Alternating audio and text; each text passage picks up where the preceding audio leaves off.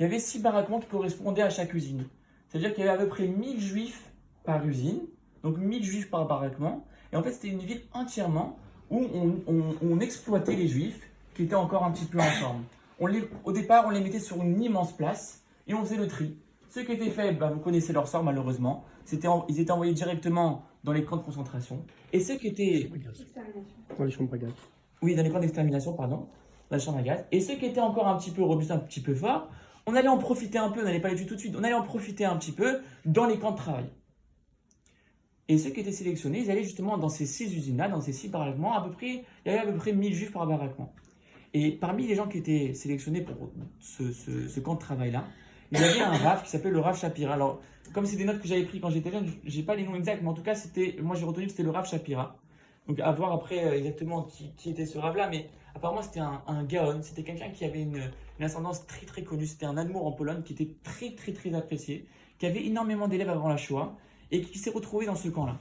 Et cet Admour-là, malgré la situation très difficile, il arrivait quand même, malgré tout, il continuait à faire du chesed dans le camp, il continuait à avoir un petit peu de sourire, il continuait à donner du réconfort à ceux qui l'entouraient, et vraiment, même les juifs dans le camp, ils le respectaient énormément. Ils avaient besoin de ce rayon de soleil-là, dans la pire terreur où ils pouvaient se trouver. Et donc voilà, donc les juifs, ils savaient qu'ils pouvaient trouver réconfort en lui. Un soir, il y a un capot juif qui rentre, un capot, parce que les juifs, les Allemands, ils prenaient même les juifs pour s'occuper des autres juifs. Ils pensaient qu'ils allaient s'en sortir, mais au final, ils exterminaient aussi. Et il y a un capot qui rentre dans la pièce, il savait que le Rav, il était très très apprécié. Et il avait besoin de parler à ce Rav-là, pour une urgence. Alors il a dit, voilà, Rav, il faut que vous veniez avec moi, il faut me suivre. Alors tous les juifs du camp, ils ont dit, je t'en supplie, on a tout perdu, au moins ce Rav, laisse-nous-le. Ne lui fais pas de mal, on peut pas, si tu l'enlèves, on va pas tenir. C'est notre rayon de soleil, on tient que par rapport à lui maintenant. C'est que lui qui nous retient. Alors le capot, il a rassuré tout le monde, il a dit, vous inquiétez pas, je vais pas lui faire du mal, mais j'ai vraiment besoin de lui, donc il faut qu'il vienne avec moi. Donc après beaucoup de négociations, il y avait des juifs qui étaient prêts même à aller à la place du Rav. Mais bon, ils étaient prêts à sacrifier tellement ils appréciaient ce Rav-là.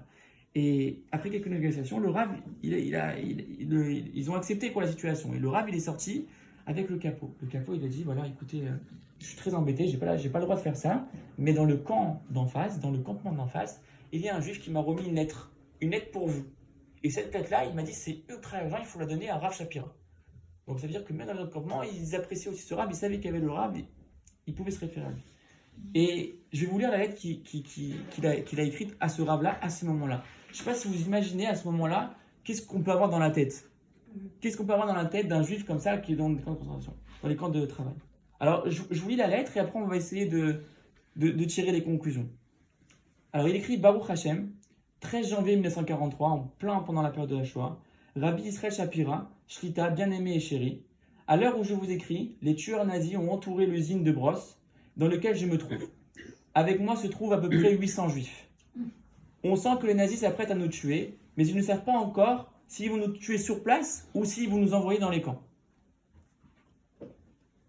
Je vous demande, cher Rabbi, quand vous arriverez un jour en Eretz Israël, je vous demande de construire une stèle en souvenir des gens qui vont mourir ici avec moi.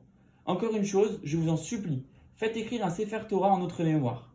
Je vous envoie par le capot, donc le messager ici qui était là, $50 en guise de participation à l'écriture de celui-ci. Je ne sais pas ce que vous savez, ça représentait quoi $50 à l'époque. C'était dans les camps, c'était une denrée rare. Je me dépêche car les tueurs nous demandent déjà de nous déshabiller. Ça veut dire que maintenant c'était déjà passé. Il est en train d'écrire. Je transmettrai à votre cher ancêtre dans les cieux le bonjour de votre part et je leur demanderai de prier pour vous, que vous ayez une longue vie. Votre serviteur, Arié, fils de Léa Krourbit. PS, il rajoute un truc à la fin.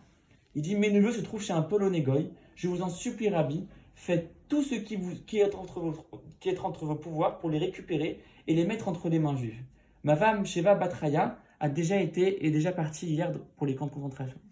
Alors, je ne sais pas si vous imaginez la force de cette lettre. Quand je vous dis que cette lettre-là, elle est vraiment gravée dans ma tête, je vous promets, je ne vous mens pas, je ne l'utilise pas pour faire le cours ou quoi que ce soit, vraiment bémette, elle est gravée dans ma tête, parce que je me dis, mais quelle fierté d'appartenir à un peuple comme ça. Cet homme-là, c'est pas un rave, c'est un homme comme vous, comme moi, comme vous, mais vraiment, c'est quelqu'un de pachoute, quelqu'un de normal, qui vient et qui a des références en tête. Il sait que c'est Akadosh Baruch Hu. Mais tout le monde aurait compris si maintenant il était venu et qu'il avait maudit les Allemands, qu'il avait craché son venin, qu'il les aurait insultés, qu'il aurait demandé vengeance. Moi, je ne sais pas si à sa place, je n'aurais pas demandé qu'on venge mon sang. qu'est-ce qu'il fait? Qu'est-ce qui l'intéresse? Au moment le plus pire, hein, il a perdu sa femme, il est en train de perdre sa femme, il est en train de se déshabiller pour mourir, il va mourir là. Il demande, moi il faut pas oublier de me faire Kaddish. Il faut me faire une stèle, hein. Attention, on va faire un Sefer Torah, je veux participer à la mitzvah. Et surtout, n'oubliez pas mes petits-neveux là-bas, hein. Il ne faut pas les oublier. Donc on voit ici, c'est quoi les références? On voit ici que lui, il a une référence divine et qui sait, voilà, qui bouge pas. Il sait où se positionner. N'importe qui aurait pu dire, réclamer vengeance. Non, il sait que tout vient d'Akadosh Baruch Hu. Il sait que la vengeance, Hachem lui interdit. Lui, il sait très bien c'est quoi les vraies valeurs. Voilà, en fait, il sait c'est quoi les vraies valeurs.